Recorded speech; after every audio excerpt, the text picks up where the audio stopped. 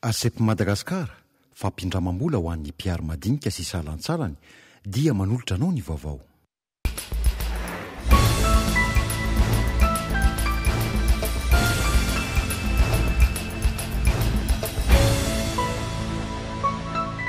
Misy fitraikany betsaka amin'ny toe-karena malagasy ny mbola tsy isiany ny marimaritra iraisana eo amin'ny fanendrena praiminisitra. Isany ny sandan'ny vola malagasy tsy mitsahatra ny midina noho ny tsy fisiany rafitra ahafahana miazona azy ho maro toerana.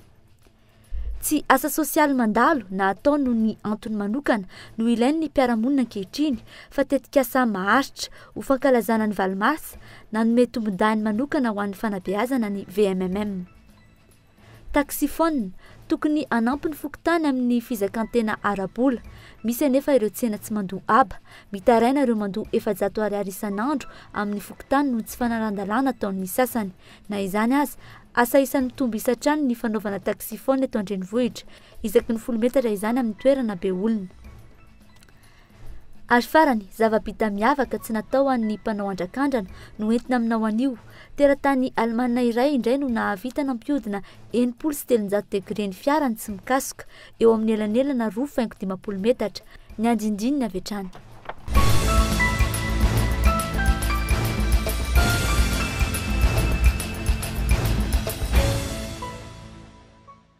Akafiriana indray no iarabananao tompokilasy tokovavy tonga amin'ny fotoana ny fampahalalam-baovao eto amin'ny Cool TV sy ny Cool FM isika amin'izao fotoana izao sainam-panajana ihany koa ianao anaraka izany hatramin'ny farany.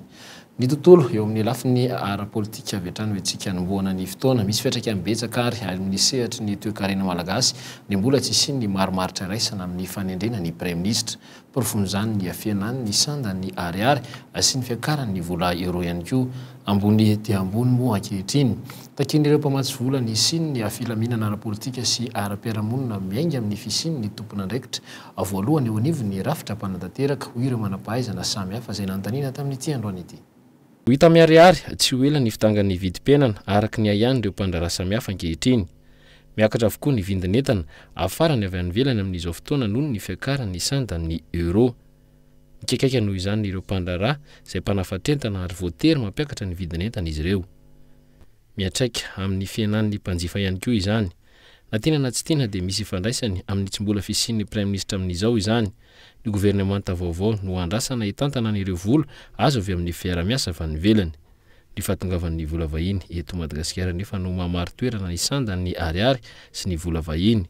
No io antony io dia mitaraina ireo mpandrara. Zay aloha zao tena sahirana dia sahirana amin'izay le mivarotra aty satria miakatra be mihitsy ny euro zao androany zao ny euro 16 000 ohatran'ny 16 600 dia zay zany mba mangataka ny zavatra tsotra angatanay ny fitondrana zany mba atao zay laminana aingana fa mijaly zay efa presque efa niteteza mity efa lava loatra dia efa tsy hitanay intsony zay ho atao tery tsy maintsy mampiakatra vidin'entana dia nefa ny fa mividin'ny olona tsy ampy dia vao may zay tena mijaly zao tsy maintsy mihena ny sandam-bola satria taloha zao ianao manakalo vola be da be ny vola miasa fa zao lasa kely satria miakatra be ny euro. Miakatra ny euro dia lasa tsy mandeha mihitsy ilay tsena dia en plus n'izay ilay fanendrena praiminisitra hatramin'izao mbola tsisy dia lasa tokony mba jerena zany ilay mpandrara izay tena marina satria lasa tsy mandeha mihitsy ny tsena satria miankina amin'ilay euro ilay entana satria ilay entana vidinao ny euro dia mazava be zany hoe rehefa miakatra ny euro dia miakatra koa ny entana. Mandroana izany indrindra 20 andro nitondranan'ny Madagasikara ny filohalan'ny-bahoaka nefa dia mbola tsy nisy ihany koa ny marimaritra iraisany eo amin'ny fanendrena ny praiminisitra. Inona siza no sakana ny vahoaka izay efa maika ny iarina amin'ny fahoriana manjoa azy ireo, ny mapara, ny PMP ary ny filoham-pirenena no voakasiky ny raharaha. Noho izany dia ny fisian'ny marimaritra iraisana ihany no ahafahana mamoaka ny anaran'izay ho praiminisitra araka ny nambaran'ny mpahalalana iray. Veritsika fa dia amin'ny fifanantonan'ny président de la République sy amin'ny izay antoko majoritaire ao amin'ny assemblée dia mba ho hisy ny marimaritra iraisana dia mba ho voatendritsy ho ela ny praiminisitra izay veritsika fa dia manana ny fahaizana ilaina, manana ny traikefa, manana ny fitiavan-tanindrazana izay mba afaka tokoa hitondra firenena hiala amin'ny krizy. Azo ambara nefa manoloana izany fa amena ny fisian'ny praiminisitra ankehitriny. Maro ireo mpandrara miara-miasa amin'ny fanjakana toy ny ONN sy ny hafa no tsy afa-miodina araka ny tokony ho izy noho izy ireo izay tsy maintsy miandry ny famatsiam-bola. toy izany ihany koa nitetika asa samihafa mitsinjiny any ambanivohitra any. Hatreto aloha mbola mamerina trany ny resaka krizy eny ambavany mpanara-baovao ity fitarazoan'ny fanendrena praiminisitra ity. Fa iray volana mahery izay, iray volana moa izay nifangaron ny fanakianana samihafa noho ny fitarazony ny fanendrena ny praiminisitra, fa iray volana ihany koa izay nentana taratra ny fandraisana fanapahan-kevitra entitra nataon'ny filoham-pirenena.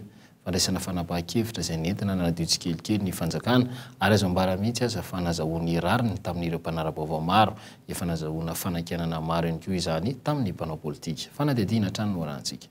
Inona no nisongadina nandritra ny 5 herinandro nitondrany ny filohan'ny Repoblika Hery Rajaonarimampianina. Voalohany aloha ny tsy mbola fisian'ny praiminisitra hatramin'izao noho ny fahasarotany fifanarahana momba izany. Mazava aloha izany fa tsy mbola nafeny ny fepetra notakin'ny filoham-pirenena ho afaka tena hiarahasa aminy amin'ny ankamaroany ny anarana natolotry ny vondrona politika maro hatreto. Ny sasany eo amin'ny fanajana ny lalam-panorenana no olana. Isan'ny tena nisongadina ihany koa anefa ny fanadiovana nataon'ny filoham-pirenena teo amin'ny tontolo mpitantanana. Isan'ny tafiditra tao anatin'ny lojika ny fanoloana an'ireo olona nalaza nandritra ny fitondrana tetezamita. Toy ny talainy kabinetra ny filoha teo aloha Andry Rajoelina, Rijara Johnson sy ny sekretera jenerali ny fiadidina ny tetezamita teo aloha Aja Resampa. Ity farany izay mbola nokasainy ny maparana verina indray ka natolotra izy ireo ho praiminisitra. Fa isan'ny tsy napozina ihany koa ny fanalana ny tale jenerali ny Omerta teo aloha Augustin Andriamananoro izay olona akaiky ny filohan'ny tetezamita teo aloha ihany koa. Laza ihany koa moa ny tale jenerali ny ACM Jean Robert Razafy izay no esorina farany teo fa misy antony politika ny nanaisorana azy. Tsikaritra ihany koa fa isan'ny ministra mitsingilaila kehitriny ny ministry ny serasera Henri Laurent Rahajasson hatramin'ny alakamisy afa 17 ny volana febroary farany teo nandritra ny filakevitry ministra no efa tsy nisana ny fampitam-baovao ny fiadidina ny Repoblika intsony ny ekipan'ny ministeran'ny serasera niaraka tamin'ity ministra ity. Ray ihany koa fa isan'ny tsy maintsy hosoloana i Reboza Julien, praiminisitra lefitra misahana ny fampandrosoana. Ity farany izay manao fanambarana niaraka tamin'ny mamparatetsy Ambodivoana farany teo. Ministra izay isan'ny voaresaka matetika ihany koa amin'ny fanovana ny vaovao marina momba ny fahatarany ny famatsiana rano fisotro madio tany Ambovim-Behandroa tamin'ny fisasahan'ny taona 13 sy 14 ireny, taoriana kely ny nandraisany ny ministera eo. Amin'ny ankapobeny isan'ny teboka tsara ho an'ny filoham-pirenena ny nandraisany ireny fanapahan-kevitra maromaro ireny izay tsy nafaly ny mpanao politika maro ihany koa, indrindra ny teo akaiky ny filohan'ny tetezamita teo aloha. Vaovao mahakasika ny lafiny ara-toekarena kosa dia fanafiana mahery vaika no tetikady ampiasain'ny ministera ny fambolena hiadina amin'ny fianaky ny Valala. Velaran-tany moa izay mirefy hatrany amin'ny 5.3 hektara no voararaka fanafody hatramin'ny volana oktobra lasa teo. Fanafody-bimby hatrany amin'ny 2 litatra no nampiasaina tamin'izany hetsika izany. Raha voafehy moa ny fiparitahan'ireo Valala amin'ny fampiasana ity karazam-panafody ity dia mety hitera-doza ho an'ireo biby hafa kosa ny fampiasana izany na voaja aza ny fatra rano nambarany Francis Rakotondravony mpikaroka momba ny fampiasana ny pesticide. Fanadihadiana no arantsika. Mbola tsy ampetrehana ny ady atao amin'ny Valala ny teti-bola ny fanjakana malagasy, tsy maintsy mianki-doha hatrany amin'ireo mpamatsy vola avy any ivelany isika amin'izany. Famatsim-bola mitetina 420 tapitrisa $, no azon'ny Madagasikara hiadina amin'ny fiparitahan'ny Valala. Atsasaky ny teti-bola nangatahany io, saingy nambarany ny minisitry ny fambolena kosa fa ampy hiatrehana ny ady atao amin'ny Valala amin'ity taona ity. Aritra 3 taona ny ady atao amin'ny Valala ka ny fanafiana mahery vaika ireo andiam-balala no anomboana izany. Nanomboka tamin'ny volana oktobra 13 ny ady amin'ny taona voalohany ary ny farana amin'ny volana septambra 14 amin'izao fotoana dia eo amin'ny 250,000 hectares ny traitement vita. Velaran-tany mirefy hatrany amin'ny 1 hektara any isan'andro no voararaka fanafody taoriany nampiasain'ny CNA ireo helikoptera telo sy fiaramanidina iray. Raha ny antotanisa, faritra mirefy hatrany amin'ny 5.3 hektara no efa nandalovan'ireo fiaramanidina ireo hatramin'ny volana oktobra 13 sy 20. Fanafodimbiby antsoina hoe chlorpyrifos 7.73 litatra sy fanafody hafa koa izay amin'ny 2 litatra eo no nampiasaina tamin'izany. Raha toa ka mafeny fiparitahan'ny Valala ireo fanafodimbiby ireo, misy fiantraikany ratsy ihany koa amin'ireo karazam-biby hafa miara-monina amin'ny Valala. Nandreo insektisidra amonona Valala zany dia misy doziny amonona lay Valala. Fa amin'ny dozy ampiasana amonona Valala mety mahafaty biby hafa ihany koa izy. Da hoe sélectif, zany hoe rehefa valala no finoana dia valala ihany no matiny fa reny zavatra reny zany ohatrany hoe karazana hoe ohatra hoe alaina ny tsironainany vavy amin'ilay valala dia iny a no entina isariana n'ilay valala lahy dia maty daholo. Mbola tsy takatry ny teti-bolananantsika nefa ny fampiasana an'ireo fanafody ireo avy roapolo eny raha oharina amin'ny vidiny ireo fanafody biby mahazatra ny vidiny raha nambarany ty pikaroka ity ihany. Misy ny atrikasa izay notanterahany FAO sy ny ministera ny fambolena ny herinandro lasa teo hijerena akaiky ireo dingana efa vita sy ireo asa mbola tokony atao amin'ny ady atao amin'ny valala. Afamakasika izay vaovao izay hatrany dia fanafody biby manodidina ny 900 taona no ampiasaina amin'ny fambolena eto Madagasikara. Isa moa izay mbola iva raha oharina amin'ireo firenendehibe toy ny Frantsa. Mety atahorana ihany koa ny findrana ireo fanafody biby ireo amin'ny voly raha toa ka tsy voahaja ny fempotoana manelanelana ny fandrarahana ny fanafody biby sy ny fitazomana ihany koa ireo vokatra. Fomba iray azo isoroana izany ihany koa raha nambarany teknisianina iray ny fanadiovana tsara atao amin'ireo legioma sy ny voankazo. Sitraka Ravony Ersan. Ho an'ny eto Madagasikara, isan'ireo akora mety ho tafiditra amin'ny sakafo ny fanafody-biby ampiasaina amin'ny fambolena. Vao maina milanja 320 taona ny fantatra fa voan'ny fanafody-biby tamin'ny volana janoary 2024 iny ka tsy azo nohanina na namidy araka ny fanadihadiana natao. Na eo aza nefa izany, tsy azo elana ny fampiasana azy ireny raha nambarany ity mpamboly ity. Mampiasa ny tombo foana mihitsy fa raha tsy mampiasa ny tombo dia tsisy vokatra raisina fa simba bibikely. Misy ny fepetra tokony arahana eo amin'ny fampiasana ireo fanafody hiadiana amin'ny bibikely raha ny fanazavany ity mpamboly ity ihany. Fanafody-biby roa sotro ihany ny fatra azo ampiasaina ho an'ny rano 520 litatra. Mety mahavitatra ny amin'ny tamboly mirefy 1 hektara izany fatra izany raha ny fanazavana voaray. Fa ankoatran'izay fatra izay, isan'ireo fepetra takina amin'ireo mpamboly ihany koa ny fanajana ny fempotoana manelanelana ny fandrarana ny fanafody sy ny fiotazana ny vokatra. Izay mahavatra mihitsy ny hoe manaraka an'ilay hoe 10 andro alohan'ny fiotazana izany no manisy an'ilay fanafody amin'ilay fambolena. Tsy voatery ny mpamboly rehetra nefa no anaraka izay fepetra takina izay isorohana ny fahaloton'ny vokatra amin'ny alalan'ny fanafody-biby. Fa ankoatran'izay, tsy ena tsara ihany ireo vokatra ireo no mety ho voaloto, fa mety ho tratran'izany ihany koa eny ampitaterana azy sy eny amin'ny toerana hitobiny. Misy ny fomba ahafahana misoroka izany. Tsy hinanana azy izany dia tsotra ihany ny ataon'ny olona nasa tsara ny sakafo hohanina fotsiny izany dia izay. Tsisy afa-tsy izay ihany izany isaky nihinan-kanina dia sasana ny tanana dia sasaina tsara daholo indrindrindra ireny sakafo hohanina manta ireny tsara sasaina tsara. Raha azo atao dia lomana kely amina rano misy eau de javel ilay sakafo. Raha ny eto-tanisa, mahatratratra any amin'ny 900 taona isa-taona eo ny fanafody-biby ampiasain'ireo mpamboly hiadiana amin'ny bibikely eto Madagasikara. Rapitany amin'ny velaran-tany azo volena any amin'ny tany Eoropeanina tahaka ny Frantsa ohatra, mbola ambany dia ambany io izy io. Isan'ireo nisongadina izany rehetra izany nandritra ny famelabelaran-kevitra izay nataony Rakotondravony Francis mpikaroka momba ny fampiasana ny pesticide. Afa makasika kosa ny vaovao ara-tsosialy dia Ambohimanambola Manjakandriana Ilafy Akadina Mamy Sabotsy Namehana Andriampamaky Ambatoroka Ambohipo Ambanidia 17 hektara Antanimena Akorondrano ary Andraharo. Ireo no isan'ny faritra eto Antananarivo izay sy ny manodidina moa izay voakasiky ny fahatapahan-jiro amin'ity farany herinandro ity. Raha ny fanambarana moa avy amin'ny JIRAMA dia noho ny fanamboarana ny fantsina lehibe any Andekaleka no antony izay fatapahana izay.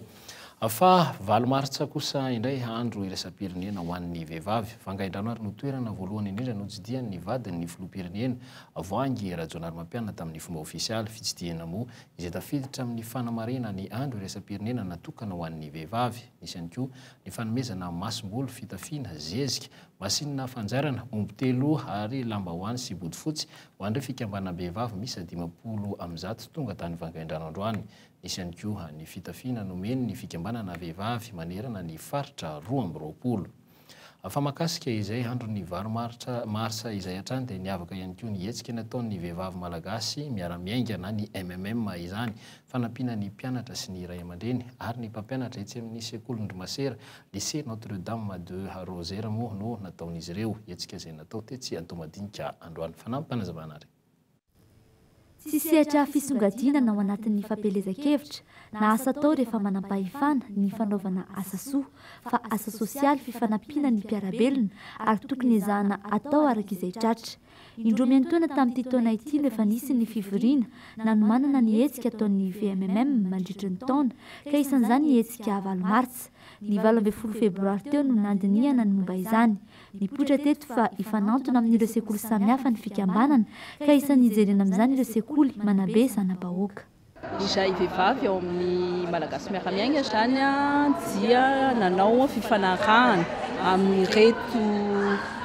fikambanana izay efa manao ny asa soa rehefa mananatraka efa amin'izany eto amin'ny tanànana Tomadinika dia fanampiana ara-teknika sy fiaraha-miasa indrindrandrindra zany mba ahomby kokoa le ezaka izay entin-dry zareo hanampiana ny mpiarabelona indrindrandrindra moa zany ireo vehivavy ireo tanora izay ho avin'ny firenena ao aoriana izany hoe manomboka amin'ny 14 taona no miakatra ny antony matetika eo zany no tena betsaka ireo tovavy ireo no voantsony rendrarendra araka izany ao anatin'ny fandraisana andraikitra ho fanasoavana ny mpiarabelona mitoy ny asan'ny vehivavy malagasy miara-miainga ny 2 febroary teo nandray azy ireo ny sekoly-ndromasera etsy amin'ny Notre Dame de Rosière Antomadinika fiaonana voalohany ny fanakalozan-kevitra indrindra ny tanjon'ny VMMM amin'ny fanabeazana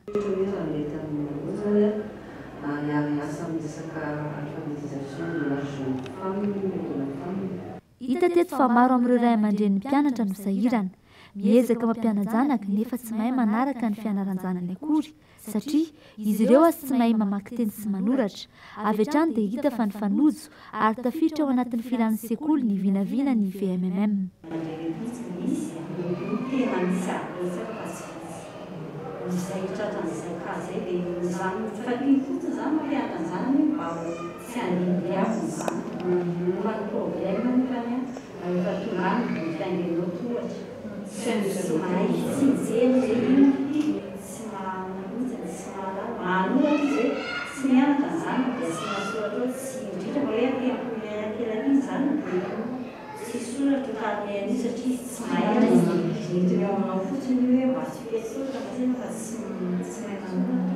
androany 20 martsa ny fangaro hetsika ara-javakanto ny fanatanterahana ny fifanarahanm-piara-miasa teo amin'ny rotonta saika fianakaviana sahirana avy amin'ny sarababem-bahoaka avokoa ny ankamaroan'ny mpianatra manovo fianarana eny amin'ny sekoly izay tantanandromasera eto amintsika isan'izany eto amin'ny lycée Notre Dame de Rosière Antomadinika tamin'ity androany ity ho fankalazana ny andro iresa-pirenena ho an'ny vehivavy dia ny vehivavy malagasy miara-miainga no niezaka nanolotra isan'izany ny boky anjatony natao anatevenana ny tranombokin'ity sekoly ity ahafahana manamora ny fandaliana-pahaizana ataon'ny mpianatra isan'izany ihany koa ny fitaovana maromaro entin'ireo mpianatra mamaky teny sy manoratra izay omena ho tantaniny italian'ny sekoly Notre Dame de Rosière tsy zava-baovao ny fiaraha-miasa ny vehivavy malagasy miara-miainga sy ny sekoly lycée Notre Dame de Rosière tsy Antomadinika efa tamin'ny taona 2014 no antoboan'izany ary izao tohizana izao tanjona ny hoe mba tsy ho asa mandalo fotsiny ihany no atao fa mba ho hita mivaingana sy hitohy izany hoe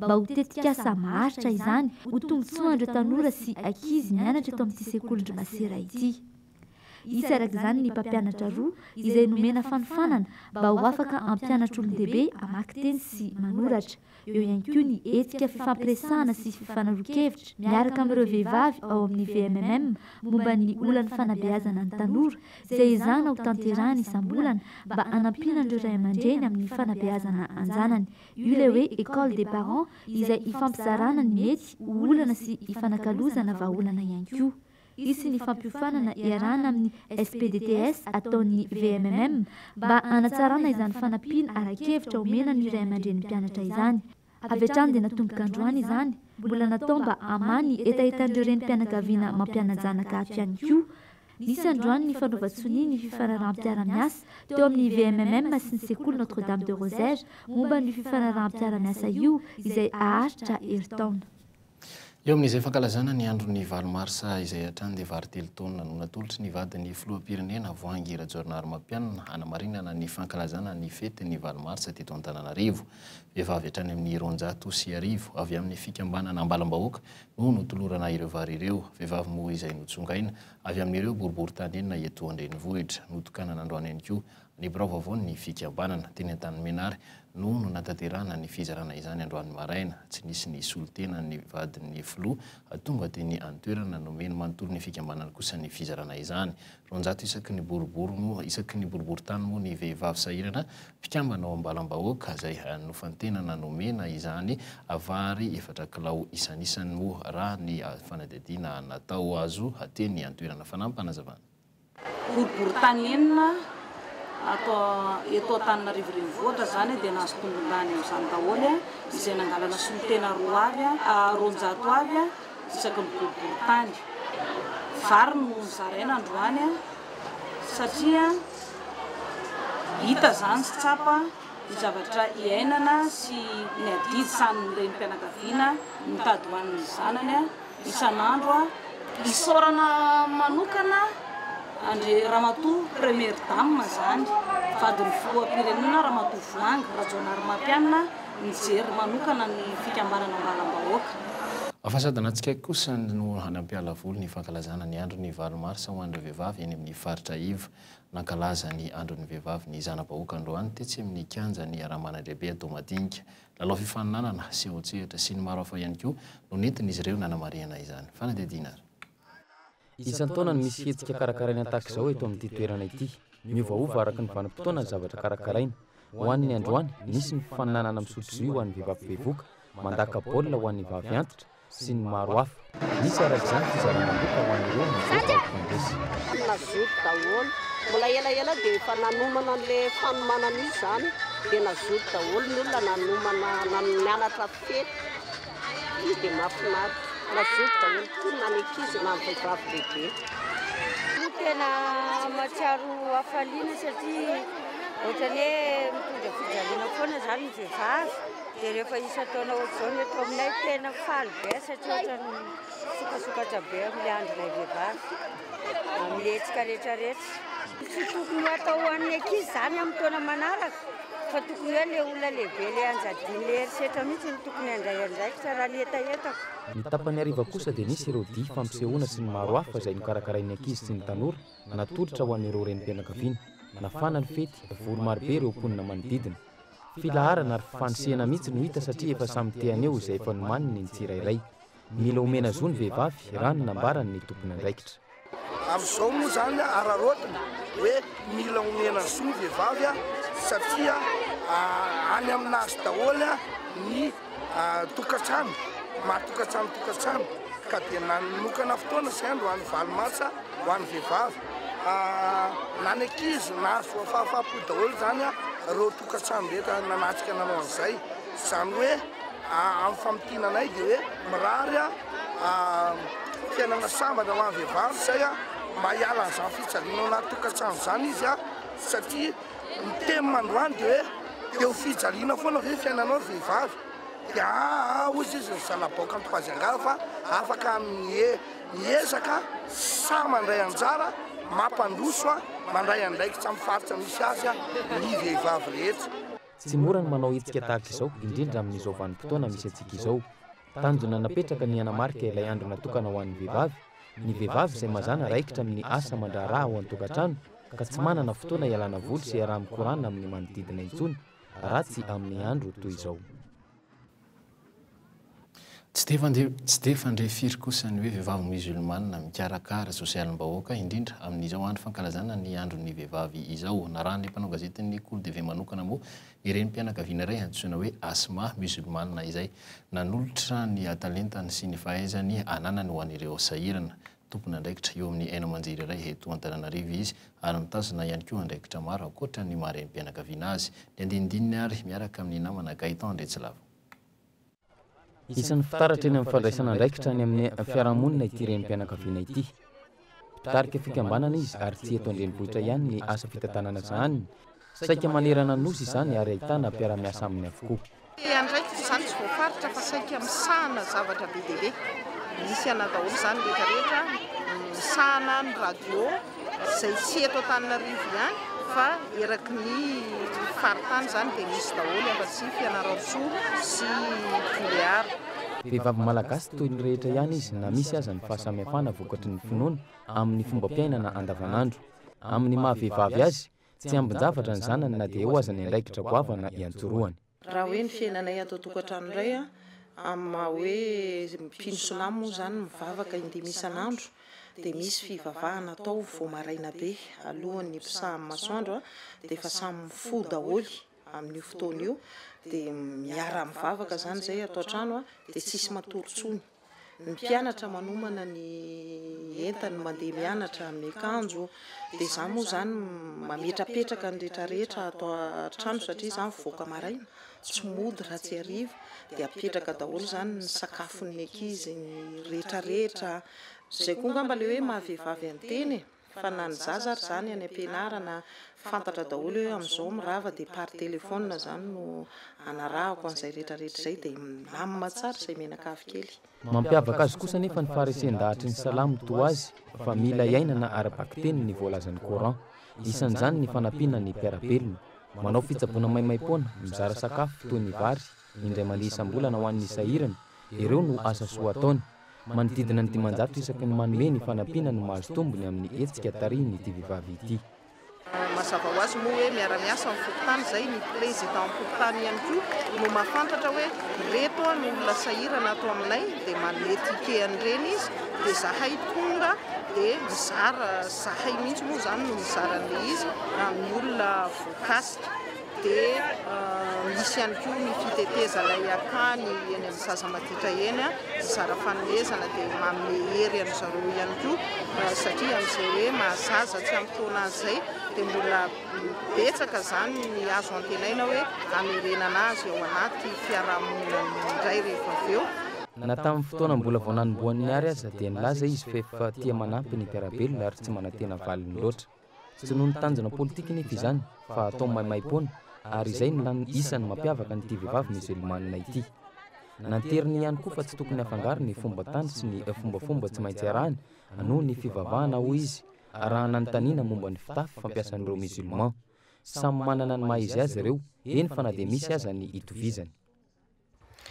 Ny tena izy moa izany izy io dia baikon'Andriamanitra mihitsy hoe ny vehivavy dia tokony hisaron-doha fa le fomba fanaovana azy ohatra ny fanaovako azy io izany ny tena izy izao fa le araka ny teninao hoe misy mitampina maso sy ny karazan'ireny indray io indray moa izany arakaraka le olona misy le atao hoe fanatika dia manao an'ireny izy misy koa le hoe fomban-drazana firenena izany satria tsy azo afangaro mihitsy le hoe fomban-drazana sy le finoana silamo eo mantsy mahaverin'ny olona. Misy hoe fomba fanaon'ny arabo dia heverin'ny olona fa fomba silamo izany le izy. Fa ny antony anaovana an'ilay voaly io dia tena baikon'Andriamanitra izy io ary tsika angamba raha mandinika hoe sary masina rehetrarehetra ireny tsy haiko nareo raha mahatsikaritra an'izany fa misarona foana ny vehivavy voninahitry ny vehivavy izany io voaly io. Talohan'ny andraketany izao asa izao manana talenta momba ny arsitektura izy. Tao ihany koa ny fianarana noratovany mahakasika izay fa eo ihany koa ny talenta izay efa nananany. Na dia eo ara moa izany hoe adidy maro samihafa izany hoentiko anam-porofona izany hoe zahay vehivavy ary entiko anadiovana ihany koa hoe le hoe vehivavy silamo ve mahavita zavatra dia porofoko aminareo mihitsy hoe izany zavatra andraikitra tazomiko izany dia za koa ny tranoko izany za ihany no manao azy. Ohatra izao ty anankiray ity dia za miasa ny ampiasana fa manao ny plan ny tranoko dia maka mpiasa moa izany mazava ho azy fa ny guidean'ireo migerean'ireo dia za daholo dia za miteny hoe ty atao ohatr'izao ty atao ohatran'izao dia tonga amin'ny atoandro na zay lera tongavako eo dia mijery aho izany manara-maso dia vita foana le asa izany. Toy ny raha mikoriana ao anatin'ity vehivavy ity ny fanampiana ny hafa. Maro dia maro ny ankohonana lasa miankina aminy isam-bolana. ny fahafanampo amin'ny fanampinany manodidina ny fanomezana maimaim-poana rehefa misy ny azo atolotra ireo no lesina azo ianarana amin'ity vehivavy ity. Fiarina kosa indray dia mitombo amin'izao fotoana izao ny fisian'ny taxifona eto an-drenivohitra. Sakisaky ny 10 metatra moa no ahitana izany amin'ireo toerana be mpandalo. Anisan'ny mampidibola betsaka ho an'ny fokotany izy ireny raha toa ka manaraka ny lalàna misy. Ny namana Gaëtan Ndretsilafy sy Nandriana Rajohnson mitondra izay fanadihadiana izay. Ho an'ny eto Tsalovana 67 hektara manokana, miisa 20 ny taxifona ankehitriny. Raha toa ka manodidina ny 10 izany tamin'ny taona 2014. Ireo 20 ireo no nisoratra tamin'ny fokotany. Ankoatra ireo anefa dia mbola misy ny taxifona mangalatra mamelatra ny findainy eny amoron'arabe tsy mandoa tike no sady tsy nanao fisoratana anarana tamin'ny fokotany. Iray alina hatramin'ny 5,000 sy iray alina ariary ny vola alohan'ny fokotany amin'ny voalohany. 200 ariary kosa hatramin'ny 300 ariary no alain'ny fokotany amin'ny taxifona isan'andro amin'ny alalan'ny tike. Izany hoe manodidina ny 4,000 ariary isan'andro zany no fitambaran'ny vola takina amin'ireny mpanao taxifona ireny. Ny ampahan'io vola io no an'ny commune. Tsy ampiraka izany ny hoentomanana amin'ny fampandehanan-draharaha eny anivon'ny fokotany.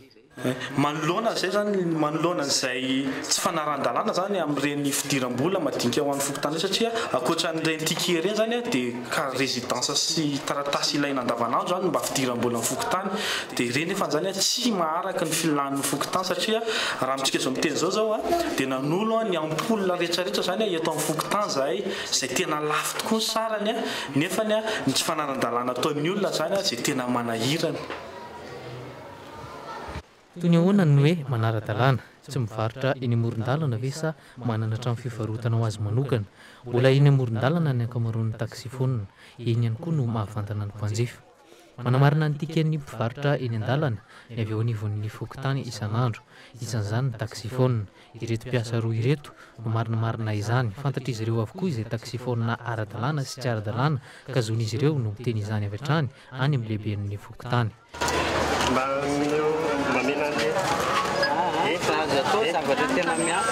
Eny fa le ticket anao androany aloha ny amenanay fa le ticket anao androany mba ameanay aloha tsy nahazo fa maninona tsy nahazo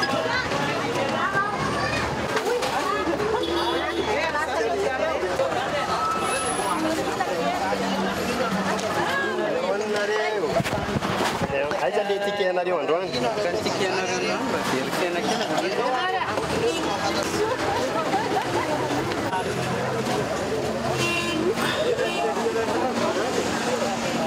rehefa tsy fery zanakrianina nare zanakrianina zay ny antony zay. Misy amin'ireo taxifona ireo no tsy mandoa ilay 200 ariary na 300 ariary isan'andro. Raha ny fanazavana dia ny tsy fampiasan'ny lalana no antony tsy andoavana izany. Ny anjaran'ny fokotany zany dia arakaraka ilay toerana misy olona manao ilay taxifona zany dia reny amin'ny sisin-dalana izy dia angalan'ny fokotany tike 300 dia raha lavitsany zany manao ilay zavatra ilay taxifona dia tsy mandoa sara fokotany. Tombonoan'ny fokotany araka izany ny fisian'ny taxifona marobe eto an-drenivohitra raha toa ka mipetraka mazava tsara ireo fanaraha-maso madinidinika ireo. Manampy betsaka ny fokotany amin'ny fizakantena ara-bola ny vola azo amin'izy ireny raha izay no zava-misy. Amin'ny lafiny indray ny tsy fisian'ny asa ihany koa no mampirongatra azy ireny. Tranga izay manampy an'ireo orinasa serasera lehibe mandafo ny etam-barony.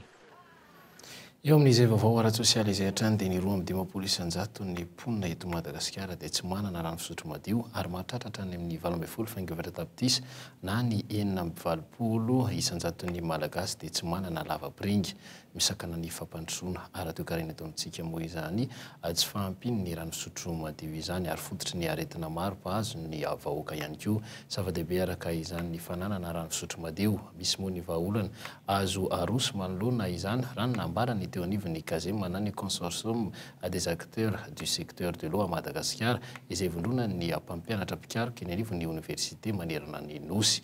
Isy araka izany ny fiaonana izay ho tanterahana ny faraky amby folo ka hatramin'ny 14 ny volana marsa ho avy izao. Fanampanazavana nanomboka tamin'ny fotoana nanokanana zay efa niasa tontolo ny sehatra rehetrarehetra dia amin'ny 11-14 io no ahafahantsika hoe aminao favelabelarana tontolo zany samy tany misehatra nisy azy. Ny deke amin'ny université isy karazana voka-pikaroana ho avoaka voaka fiaroana hoe inabany natao ho an'ny sehatra tany amin'ny diorano asy ro amin'ny ONG rehetrarehetra sy ny association mifanomezana rano sotro madio au assainissement hygiène inabany zavatra natao ho an'ireo industriel zay miasa momban'ny rano varotra rano inabany zavatra nataony eo zany mahafantaratsika ny hoe vokatra natao dia eo indray a namaritatsika hoe aiza indray tsika no inaray ny tanjona vaovao raha mandray a zao ohatra ny ity amin'ny université a dia amaritra ny ataontsika hoe tetikasa vaovao tetikasa pikaroana tetikasa azazika hoe fampianarana zany hoe fanatsarana n'ireo fampianarana zay sahana ny sehetry ny rano ety amin'ny université vaovao ara-kolotsaina kosa indray dia raha vao miresaka ny hoe court métrage dia mbe eo an-tsaina moa ny olona avolenta izany mifanohitra amin'izany kosa nefa ary tsy tafiditra ao anatin'ny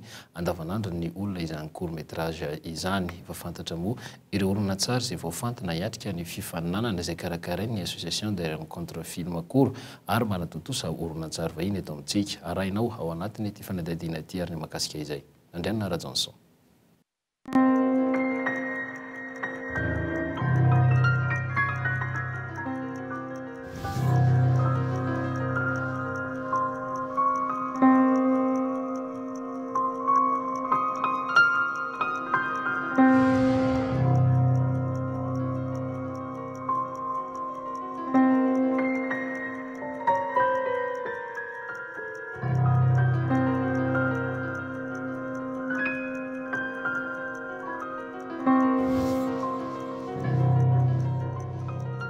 Court-métrage dia ohatran'ny film rehetrarehetra ihany izy fa mahasamihafa azy dia ny halavany matetika ny hitantsika ny long métrage izay adiny iray sasany eo ny halavany court-métrage matetika 30 minutes à 60 minutes eo izy arakaraka dia izy na tsy misy hoe fohy indrindra fa matetika ray minitra na ray minitra sasany eo no halavany izay ny atao hoe court métrage tamin'ny alalan'ny festival rencontre du film court no tena hoe nampalaza anazy sy nahafantaran'ny olona anazy fa izy io apetraka foana hoe ny tanjona tsy hoe anao court métrage fa ny tanjona anao long métrage fa ny court métrage zany moyen anankiray anaovana exercice zany hoe ahafahana manao pratique aloha hoe mahafehy anao cadrage ve anao mahafehy anomba ny caméra iny ve anao mahafehy en sens ny image sy ny sisa ohatrany hoe zay zany napetraka hoe court métrage tsy tanjona fa lalina anankiray atongavana ny long métrage satria raha eto Madagasikara tsika tsy misy école de cinéma tsy misy hoe ianarana an'le hoe inona ny atao hoe manao film fa amin'ny alalan'le court métrage no ianaran'ny ankizy dia mba rehefa tsy kelikely le fohifohy eny zany le izy dia rehefa mba zatra ianao dia afaka miditra lalinala kokoa amin'ny atao hoe long métrage. Azo sokajiana telo ny court métrage eo aloha ny sary fanentanana na ny film d'animation eo ihany koa ny sary fanadihadiana na ny film documentaire ary farany ny tantara foronina na fiction 30 minitra hatramin'ny 80 minitra eo ny halavany ary tsy misy fifotoana fohy indrindra takina fa miankina amin'ny serasera tianao ampitaina izany araka izany entina ampafantarana iseraserana ary anaovana dokavarotra ny court métrage nivoatra ny fahaizan'ny malagasy amin'ity tontolo ity nandritra izay rencontre de film court nanomboka ny taona 2014 izay ho tanterahina amin'ny volana May ho avy zao kosa ny andihan'ny fasivy amin'ity hetsika ity ho an'ny fanadihadiana manokana dia tafiakatra hifaninana amin'izany ny coup de hache pour une pirogue Banja Campus B5 il était une fois une histoire vraie ho an'ny sokajy tantara foronina kosa dia ny Madame Esther audition Rainbow Arc-en-Ciel Haute-Vie ilay safidy Aurobord no hifaninana farany ho an'ny film d'animation hifaninana amin'izany ny Silence sans tu Selemanana Labay Écoute Fety sy Maka misa 14 araka izany no hifaninana amin'ity RFC ity. tontolo ny fanatanjahantena kosa indray dia nanjakany ny ekipa fa tsy amin'ny nosy la réunion teo amin'ny fifananana rugby A7 izay natao teto amintsika nandritra ny efatrandro akely mavitrika moa ny malagasy fangeza sy ranjanana kosa ny vahiny ka mora tamin'izy ireo ano nandrobaka ny amboara teo amin'ny latsaky ny 12 taona ho an'ny fikambanam-be ny rugby aty amin'ny faritry ny ranomasimbe indianina itoeram-pitsoa alahady ny fifananana lehibe izay andraisantsika malagasy anjara sy la réunion ary ny nosy Maurice etsy amin'ny kianjan'ny maki andotapenaka ny namana Marjona mitatotra izay isika to Madagasikara mampiatrano ny lalaoan'ny fikambanan'ny rugby aty amin'ny faritry ny ranomasimbe indianina izay nanomboka tamin'ny 15 volana martsa lasa teo tany Andralanitra ny fanokafana tamin'ny fomba ofisialy ity rugby izay lalaovin'olona fito ity ny fafito ka hatramin'ny fasivon'ny volana martsa kosa dia tetsy amin'ny kianjany maki no nanatanterahana izay lalao aty amin'ny faritry ny ranomasina indianina izay raha ny fanana loatra eto ho an'ny sokajy latsaky ny 12 taona dia saika nanjakan'ny ekipa avatsy la réunion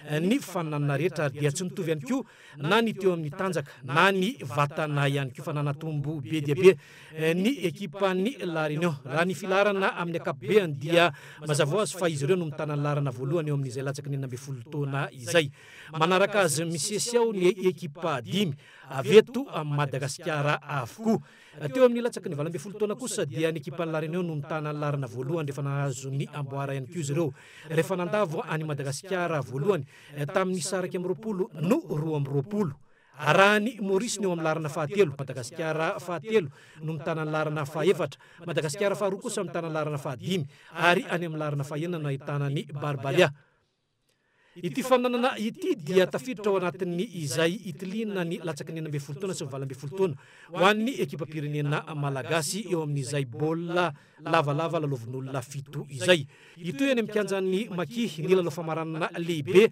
ny rapitso alahady izay andraisan'ny Madagasikara sy Maurice ary la réunion eo amin'izay famaranana ho an'ny latsaky ny 12 taona sy 12 taona ity fananana ity dia tafiditra ao anatin'ireo fijerena ny avo teknika ny Madagasikara sy Maurice ary la réunion ary hita hatreto aloha fa dia mitana ny larana voalohany hatrany ny ekipa avatsy la réunion isika eto Madagasikara no mitana ny larana faharoa ary Maurice kosa no mitana ny larana fahatelo amin'ny ireo mpandray anjara telo aty amin'ny faritry ny ranomasimbe indianina izay amaranantsika ny fotoana kosa dia ao anatin'ny fanadihadiana natokana ho an'ny Guinée 17 sy 20 ity zava-bita miavaka tsy natao an'ny mpanao andrakandrana no entina aminao androany teratany Alemana iray moa indray no nahavita nampiodina 1 sy 300 degré ny fiarany tsy mikasika eo amin'ny elanelana 2,5 metatra ary avetrany ary ny fanadihadiana.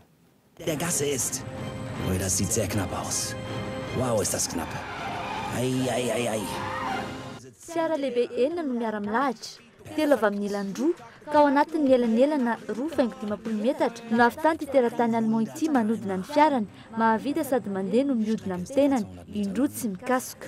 Ronnie Weisselberger anarana efa fahiny matetika raha ato anatin'ny bokiny Guinness tamin'ny taondasa fiara Volkswagen no nampidirin-dranamana teo amin'ny afovoan'ny fiara roa mijanona izay tsy misy afa-tsy elanelana 3,5 metatra tsy mikasoka ary tafiditra somatsara ny fiara.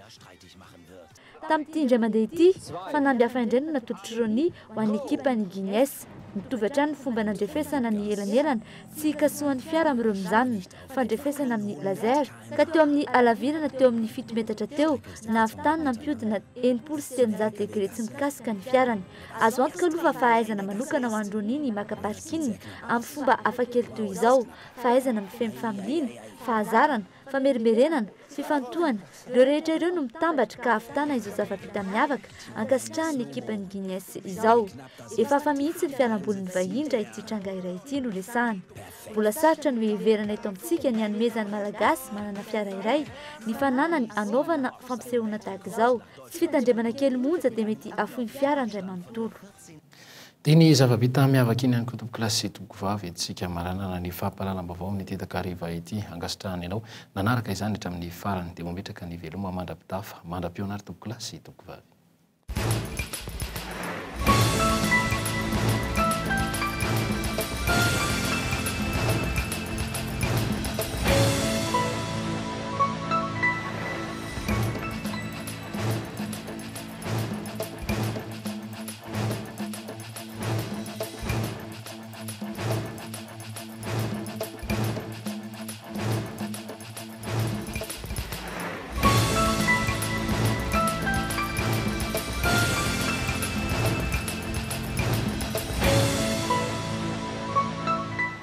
asep madagasikara fampindramam-bola ho an'ny mpiary madinika sy salansalany dia nanolotra anao ny vaovao.